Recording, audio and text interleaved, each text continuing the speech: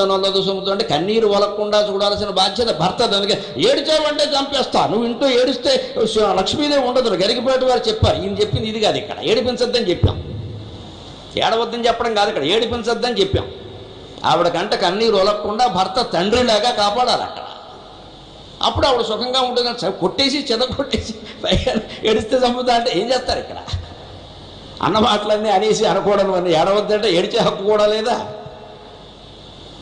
అంటే సంసారం ఇలా ఉండాలంటే ఇలా చూడాలి, అలా ఆవిడ ఉండాలి. ఇక ప్రతిదానికి గయ్యాళ్ళ ఆవిడ రెచ్చిపోకూడదు. చేస్తోంది కదా అని బానిసలా భావించకూడదు. మన దేవతలు ఎవరు భార్యలను బానిసలా భావించలేదు, అలాగే నా భార్యలు ఎవరు వారి మీద పెత్తనం చేయలేదు. సంసారాలు సాగలేదా? మనకి మాత్రం సాగలా. అందుకని యోగమాయ అంటే గుణాల యుక్తి, గుణాలు కలగలిసిపోతూ ఉంటాయి ఎక్కడికక్కడ, దాన్ని జయించడం కష్టం. అందుకే దాన్ని ఏమన్నారంటే మామేవ ఏ ప్రపద్యంతే మాయామేతాం తరంతితి. ఆ యోగమాయ ప్రయోగించింది ఎవరు?